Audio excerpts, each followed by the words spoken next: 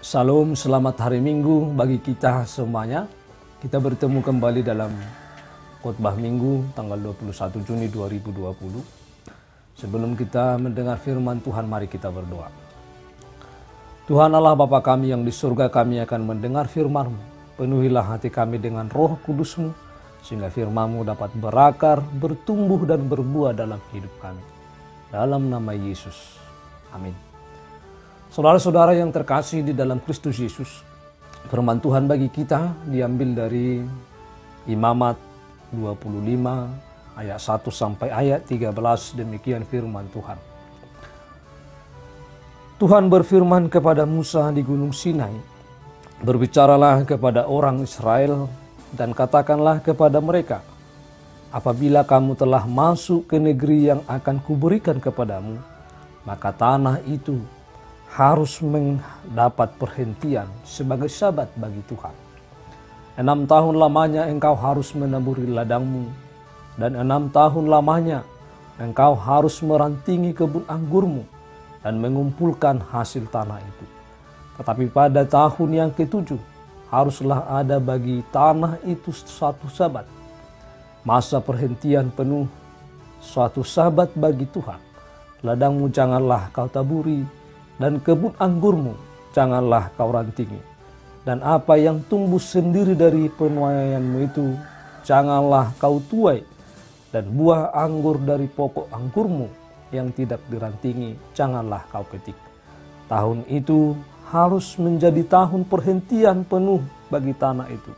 Hasil tanah selama sabat itu haruslah menjadi makanan bagimu, yakni bagimu sendiri, bagi budakmu laki-laki, bagi budakmu perempuan, bagi orang upahan dan bagi orang asing di antaramu yang semuanya tinggal padamu. Juga bagi ternakmu dan bagi binatang liar yang ada di tanahmu, segala hasil tanah itu menjadi makanannya. Selanjutnya engkau harus menghitung 7 tahun sabat, yakni 7 kali 7 tahun. Sehingga masa 7 tahun sabat itu sama dengan 49 tahun. Lalu engkau harus memperdengarkan bunyi sangkakala di mana-mana dalam bulan yang ke-7 pada tanggal 10 bulan itu. Pada hari raya perdamaian, kamu harus memperdengarkan bunyi sangkakala itu di mana-mana di seluruh negerimu. Kamu harus menguduskan tahun yang ke-50 dan memaklumkan kebebasan di negeri itu bagi segenap penduduknya. Itu harus menjadi tahun Yobel bagimu, dan kamu harus masing-masing pulang ke tanah miliknya dan kepada kaumnya. Tahun yang ke-50 itu harus menjadi tahun Yobel bagimu. Jangan kamu menabur, dan apa yang tumbuh sendiri dalam tahun itu jangan kamu tuai. Dan pokok anggur yang tidak dirantingi jangan kamu petik buahnya. Karena tahun itu adalah tahun Yobel, haruslah itu kudus bagimu. Hasil tahun itu yang hendak kamu makan harus diambil dari ladang. Dan tahun Yobel itu kamu harus masing-masing pulang ke tanah miliknya. Demikian jauh pembacaan firman Tuhan. Saudara-saudara yang terkasih di dalam Kristus Yesus, tema khotbah kita diikat dengan panggilan memelihara alam. Dan kita telah membaca firman Tuhan di sini bagaimana memelihara alam melalui tahun Yobel dan tahun Sabat. Di dalam khotbah ini mencatat beberapa hal, yaitu tentang tahun Sabat dan tahun Yobel. Tahun Sabat adalah tahun perhentian, karena setiap 7 tahun adalah tahun perhentian, dan puncaknya adalah tahun yang ke-50 yang mereka sebut sebagai tahun Yobel. Tahun Sabat adalah setiap tahun ke-7. Jadi setelah tahun ke-6 maka akan memasuki 1 tahun yang dinamakan tahun Sabat. Tahun Sabat itu adalah bagi Tuhan. Di dalam Imamat 25 ayat 4 tadi dikatakan, tetapi pada tahun yang ke-7 haruslah ada bagi tanah itu suatu sabat, masa perhentian penuh, suatu sabat bagi Tuhan. Ladangmu janganlah kau taburi, dan kebun anggurmu janganlah kau rantingi. Itulah tahun sabat. Ini adalah suatu cara bagi umat Tuhan untuk menghormati Tuhan dalam hal yang kelihatannya sulit. Tahun sabat ini adalah ujian iman. Tindakan ini adalah untuk membiarkan tanah beristirahat. Ini adalah suatu ujian iman. Jika umat taat, maka Tuhan berjanji akan memberkati hasil tanah tahun ke-6 sehingga akan mencukupkan kebutuhan mereka untuk tahun itu. Tahun ke-7 adalah tahun peristirahatan, dan tahun ke-8 sampai tanaman yang ditanam pada tahun ke-8 dapat dikumpulkan. Iman mempercayai dan menaati firman Tuhan. Israel di zaman dulu tidak mempercayai Tuhan mengenai tahun sabat, dan itu adalah salah satu alasan mengapa terjadi pembuangan selama 70 tahun bagi bangsa Israel. Bangsa Israel tidak mempercayai bahwa tahun ke-7 itu adalah tahun peristirahatan atau tahun sabat bagi Tuhan Allah, masa perhentian, bahwa semua aktivitas tanah diberhentikan dan semua hasil tanah itu pada tahun ke-7 itu adalah diperuntukkan oleh Tuhan. Seharusnya bagi para budak, bagi para orang yang mengalami kekurangan, bagi para orang yang mengalami kesusahan, maka mereka bisa memetik pada tahun ke-7 tanpa membayar kepada pemilik tanah itu.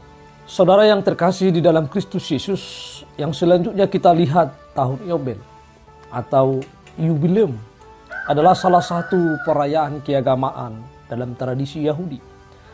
Tahun ini dikenal sebagai tahun ke-50. Dalam tradisi Yahudi, tahun Yobel dirayakan bersamaan dengan Hari Raya Perdamaian. Perayaan ini dibuka dengan meniupkan sangkakala yang tidak hanya menjadi tanda dimulainya perayaan, tetapi juga menjadi suatu pembebasan bagi para budak, termasuk pembebasan lahan pertanian. Tahun Yobel dirayakan dalam setiap 50 tahun. Jadi bagi sebagian besar orang Yahudi, mereka hanya mengalami suatu kali tahun Yobel selama hidupnya. Saudara-saudara yang terkasih di dalam Kristus Yesus, umat Israel menjadikan perayaan ini sebagai puncak dari siklus 7 kali tahun sabat. Atau 1 tahun sabat sama dengan 7 tahun, maka 7 tahun sabat berjumlah 49 tahun. Menurut keterangan dari penulis kitab Imamat, perayaan ini diawali dengan meniupkan sangkakala. Pelaksanaan perayaan tahun Yobel yang bertetapan dengan Hari Raya Pendamaian tampaknya bukan tanpa alasan, karena keduanya menyuarakan pesan moral yang saling berkaitan, yaitu penebusan dan pembebasan. Di dalam penebusan dan pembebasan ini, bahwa para budak dibebaskan haknya. Semuanya dibebaskan.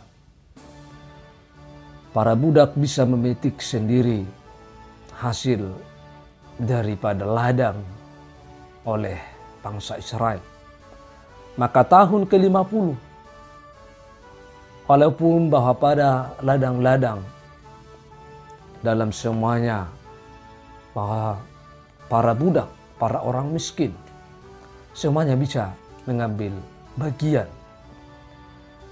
pada tahun ke-50 itu karena pembebasan semuanya. Dan semuanya harus kembali ke kampung halaman. Semuanya harus kembali ke tempat tinggal semula, ke tempat asal mereka. Saudara-saudara, bahwa bagi bangsa Israel, Tuhan adalah pemilik tanah. Setelah bangsa Israel masuk di tanah Kanaan, Tuhan mulai membagi tanah itu bagi 11 suku. Tetapi suku Lewi tidak diberikan jatah tanah. Dan oleh karena itu, 11 suku yang mendapat jatah tanah harus bertanggung jawab penuh memberikan kehidupan bagi suku Lewi. Karena suku Lewi adalah biasanya mereka yang melayani di Bait Allah atau imam di Bait Allah. Di Israel tidak ada pemilik tanah secara permanen. Semua orang boleh memiliki tanah, tetapi setiap pemilik tanah adalah pengelola tanah. Bagi orang Israel, tanah dipakai untuk kesejahteraan hidup dan bukan untuk menumpuk kekayaan, bukan untuk memperkaya diri, tetapi bahwa semuanya tanah itu adalah menjadi milik Allah. Bagi pembeli tanah, ia hanya boleh membeli tanah, dia hanya boleh membeli tanah, tetapi tidak diperbolehkan untuk memperluas area ia bekerja. Pada tahun Yobel, pembeli tanah mengembalikan tanah tanpa syarat dan pemilik tanah menerima juga tanpa syarat. Jadi semuanya dikembalikan. Semuanya kembali kepada asalnya. Semuanya kembali kepada pemilik tanah. Saudara-saudara yang terkasih, ada beberapa hal yang dapat kita lihat dalam tahun Sabat dan tahun Yobel ini. Yang pertama, bahwa tanah itu dibiarkan untuk tidak ditanami apa-apa selama 1 tahun. Karena tanah itu diberi hak penuh untuk subur kembali. Tanah itu dibiarkan beristirahat supaya tanah itu kembali subur dan dapat menumbuhkan tumbuh-tumbuhan yang lebih baik, tumbuh-tumbuhan yang lebih subur dan lebih menghasilkan buah. Maka tanah itu juga adalah harus diberikan waktu untuk beristirahat. Dan yang kedua, di tahun ke-7, setiap tanaman yang tumbuh sendiri di ladang itu diperuntukkan bagi orang-orang miskin dan sisanya untuk hewan. Jadi hasil tanah itu tidak semuanya adalah untuk yang mengelola. Tetapi ada tahun-tahun, ada 1 tahun bahwa hasil tanah itu diperuntukkan bagi orang-orang miskin, bagi orang-orang yang kurang mampu, dan tanah itu tidak dikelola oleh yang punya. Tetapi semuanya adalah menjadi membantu, menolong orang-orang yang miskin, menolong para budak supaya mereka juga dapat menikmati tahun peristirahatan itu. Tahun rahmat Tuhan. Inilah yang dinamakan menjadi tahun rahmat Tuhan bagi para orang miskin. Maka tanah itu bisa dinikmati oleh siapapun. Saudara-saudara yang terkasih, yang terjadi pada tahun Yobel adalah seluruh hak dikembalikan. Budak-budak yang tidak bisa membayar hutang pada tahun Yobel itu, mereka bebas dan menjadi orang merdeka. Tanah-tanah yang dibeli 50 tahun lalu dikembalikan dengan cuma-cuma tanpa syarat. Maka dengan ini mereka semua mengenal tahun ini sebagai tahun pengucapan syukur. Semuanya hak dikembalikan. Tidak ada budak. Tidak ada orang miskin. Mengapa tidak ada orang miskin? Karena semuanya dibebaskan. Semuanya ditebus. Semuanya dikembalikan kepada bagaimana semula. Saudara-saudara yang terkasih, bahwa tahun ini adalah sebagai tahun pengucapan syukur. Bagaimana umat Israel bersyukur atas rahmat Tuhan, atas perlindungan Tuhan, atas pendamaian, atas semua yang Tuhan berikan bagi bangsa Israel. Saudara-saudara yang terkasih, dalam konteks kita sekarang ini mengenai tanah, mengenai alam, apa yang harus kita lakukan tentang alam ini? Pertanyaan bagi kita semuanya adalah apa yang harus kita buat bagi alam ini. Di Israel pada saat itu, bahkan sampai sekarang, bahwa alam itu dipelihara, dijaga, bahwa alam itu sama-sama semuanya menjaga dan memelihara alam dengan ada peristirahatan. Bahwa tanah itu diistirahatkan supaya tanah itu kembali menjadi subur dan bisa menjadi sumber kehidupan bagi manusia. Tanah dan alam ini adalah milik Tuhan yang diberikan dengan cuma-cuma kepada kita. Dan perintah utamanya adalah memelihara dan mengusahakan alam ini. Saudara-saudara yang terkasih di dalam Kristus Yesus, bahwa menurut firman Tuhan, bahwa alam ini harus dijaga. Alam ini harus dipelihara. Dunia ini adalah pemberian Allah secara cuma-cuma kepada kita. Karena itu alam ini adalah milik rumah kita sendiri.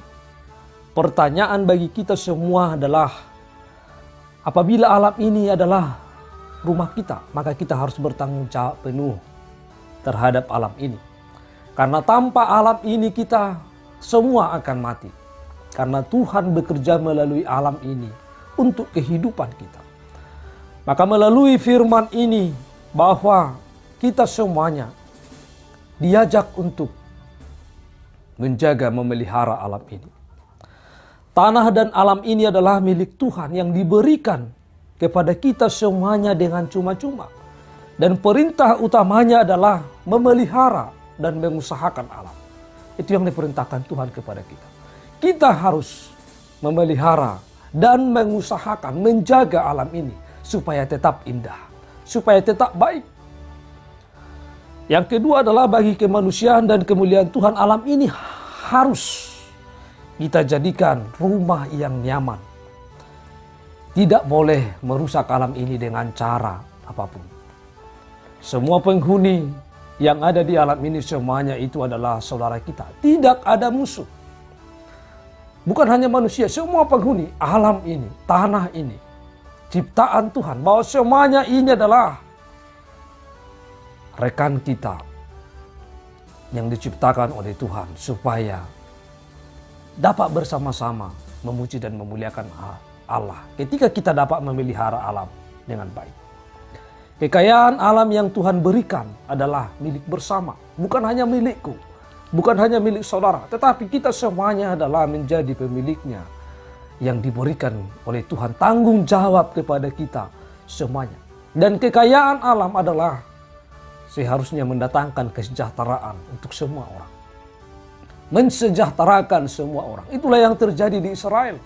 Makanya ada tahun peristirahatan untuk memberikan kesejahteraan bagi semua orang. Bagi para orang miskin, bagi para budak. Semuanya disejahterakan pada tahun Sabat dan terlebih tahun Yobel. Saudara-saudara yang terkasih dalam Kristus Yesus, bahwa Tuhan Yesus ketika membaca nats kitab Yesaya dalam Lukas 4 ayat 16-19 menyatakan kedatangannya adalah membawa tahun rahmat Tuhan. Yesus pembebas bagi dosa dan kelemahan umatnya. Ini dapat dikatakan sebagai tahun Yobel. Dari Bukit Sion keselamatan dan pembebasan datang. Yesus memberitakan kabar baik bagi dunia. Keselamatan, kesembuhan, dan menolong sesama dan menolong alam ini. Supaya tetap terjaga untuk kelangsungan kehidupan manusia dan seluruh ciptaan menjadi baik dan lestari. Oleh karena itu bahwa tahun Yobel, bahwa dalam firman ini juga, bahwa kita diajak untuk memelihara alam, menjaga alam. Karena ini adalah tahun rahmat Tuhan. Tahun pembebasan bagi kita. Menjadi tahun penebusan, pengucapan syukur. Oleh karena itu mari kita yang ditebus oleh Tuhan dengan darahnya yang kudus. Mari kita terus mengimani Tuhan. Bahwa ini saatnya. Tahun rahmat Tuhan ini kita mempersembahkan kehidupan kita. Memperdamaikan kehidupan kita dengan Tuhan. Memperdamaikan kehidupan kita dengan sesama. Dan kita yang telah ditebus oleh Tuhan. Terus mengucap syukur. Terus berterima kasih. Dan bersyukur atas segala kebaikan Tuhan. Ini tahun rahmat Tuhan. Berdamai dengan Tuhan. Berdamai dengan sesama. Berdamai dengan alam ini. Mari kita jaga dan rawat alam ini. Karena kitalah yang diberikan tanggung jawab untuk menjaga, mengusahakan alam ini dengan sebaik-baiknya. Jangan merusak alam ini sekecil apapun. Tetapi mari kita menjaga, memelihara alam ini dengan penuh sukacita. Selamat hari Minggu, Tuhan Yesus memberkati. Mari kita berdoa. Tuhan Allah Bapa kami yang di surga, kami telah mendengar firman-Mu. Biarlah kuasa Roh Kudus-Mu yang akan memberikan kami pengertian sehingga kami dapat memelihara alam ini. Karena Tuhan telah menebus kami. Karena Tuhan telah membebaskan kami supaya kami hidup dalam damai, hidup dalam pengucapan syukur kepada Tuhan. Dalam nama Kristus Yesus kami telah berdoa. Amin.